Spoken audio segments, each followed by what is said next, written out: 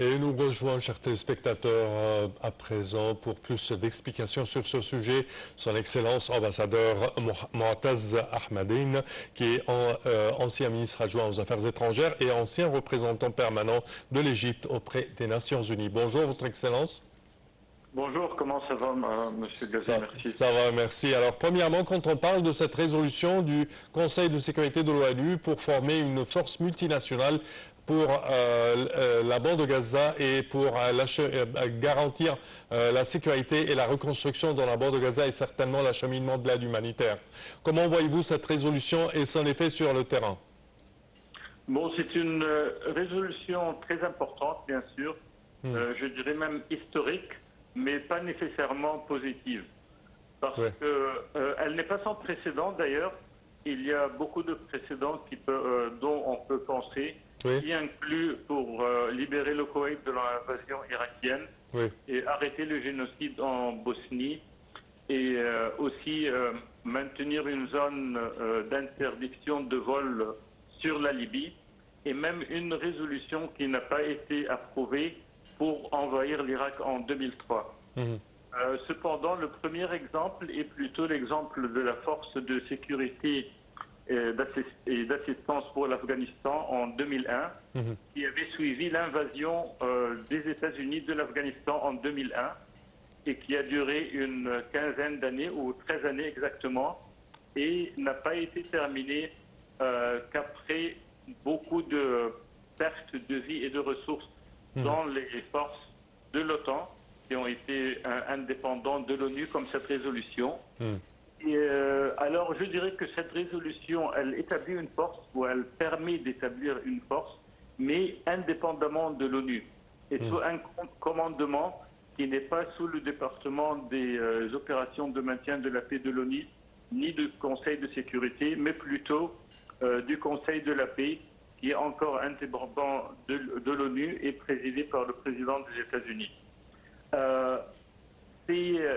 Cette résolution, alors, elle essaye de maintenir le cessez-le-feu, oui, acheminer l'aide humanitaire, oui, c'est très bien, mais aussi elle va au-delà du plan et elle s'attaque à la mission de désarmer les factions non gouvernementales en Gaza.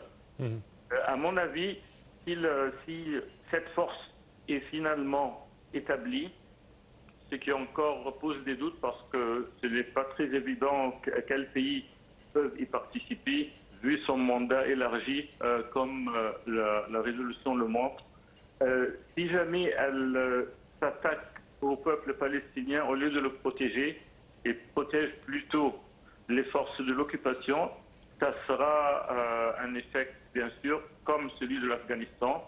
Mais au contraire, si cette force est déployée dans la ligne de séparation entre la partie de Gaza contrôlée par les Palestiniens et celle contrôlée par l'armée israélienne, pour établir une sorte de confiance avec la population palestinienne et empêcher Israël de briser le cessez-le-feu quotidiennement, peut-être elle pourrait construire petit à petit une sorte de confiance avec les Palestiniens et achever sa mission qui est à la fin observer le retrait des forces israéliennes et acheminer l'aide humanitaire et reconstruire Gaza. Mais sinon, si elle s'attaque comme Israël d'ailleurs, le Premier ministre israélien hier avait mentionné que la première mission de cette force de stabilisation va être de désarmer le Hamas. Si elle s'attaque à cette mission, je ne crois pas qu'elle va réussir. C'est pourquoi que de l'autre côté, Hamas a rejeté cette résolution et elle n'accepte pas. Bon, la résolution, bien sûr, elle reflète le point de vue américain et israélien. N'oublions pas que le plan de Trump a été rédigé par le ministre des Affaires stratégiques israélien Ron Dermer avec ses collègues américains Witkoff et le gendre de Trump, Jared Kushner. Et bien sûr, la résolution contient le plan de la paix, il est annexé à la résolution, elle l'endosse, et ce qui reflète aussi que ce plan a été accepté par beaucoup de pays parce qu'il était la seule option pour arrêter la guerre. Oui. Mais cependant, il l'avait accepté tout en entendant que les détails étaient laissés à la négociation, comme le cessez-le-feu, l'accord du cessez-le-feu qui a été auquel on a été arrivé en Égypte avant le sommet de Sharm el-Sheikh. Oui. C'est le seul document qui a été signé alors qui était légal avant cette résolution en ce qui concerne le plan. Mais maintenant que le plan a été adopté par le Conseil de sécurité, il a une sorte de légalité juridique comme résolution de l'ONU et du Conseil de sécurité. Et bien sûr, le temps nous montrera si ça va être une réussite ou bien un échec comme l'Afghanistan. Comment voyez-vous le rôle israélien dans cette équation?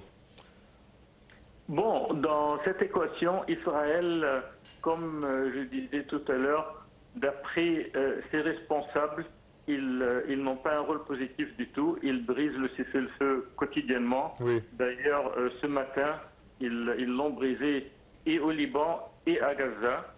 Alors, si jamais ils continuent comme ça, bien sûr, tout va éclater. C'est très clair. Beaucoup de pays comptent sur les États-Unis et la pression que le président Trump pourrait exercer sur Israël.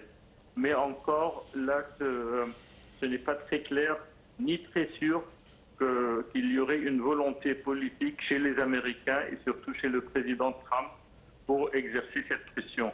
Mais encore, maintenant, il faut s'attaquer à la réalité. Et la réalité est qu'il y a une résolution qu'il faut user le plus possible et puis et lui donner une chance de réussir. Sinon, je vous rassure que le peuple palestinien est assez résilient.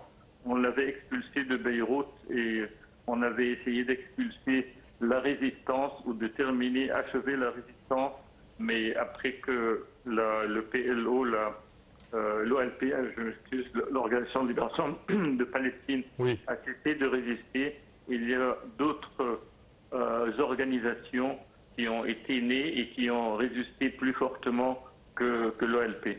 Oui. Est-ce que, selon vous, le rôle où Israël bombarde de temps à autre le sud du Liban, est-ce que vous pensez que le Hezbollah a toujours une existence dans cette région? Bon, le Hezbollah, il existe au Liban, parce que le Hezbollah, ce que Israël comprend, mais essaye de regarder de l'autre côté, aussi que les États-Unis, Hezbollah est une partie importante du peuple libanais. Oui. Et alors, il est au sud, au nord, à l'est, à l'ouest du Liban, et c'est un composant très important aussi du théâtre politique libanais. Et bien sûr, si le gouvernement libanais n'a pas la capacité de résister à l'invasion israélienne, alors il y aurait un rôle pour les autres organisations non gouvernementales.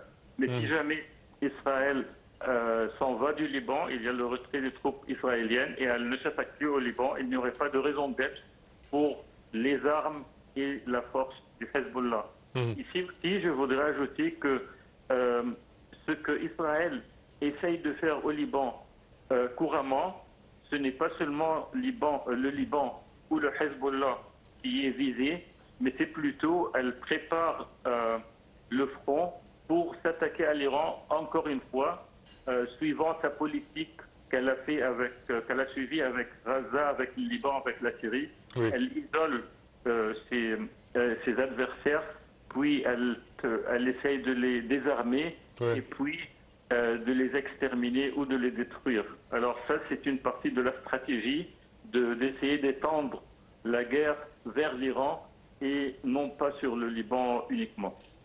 Parfait, Votre Excellence, ambassadeur Mouataz Ahmadine. Je tiens à vous remercier énormément de vos explications. Je répète que vous êtes ancien ministre adjoint aux Affaires étrangères et également notre ancien représentant permanent de l'Égypte auprès des Nations Unies. Merci à vous.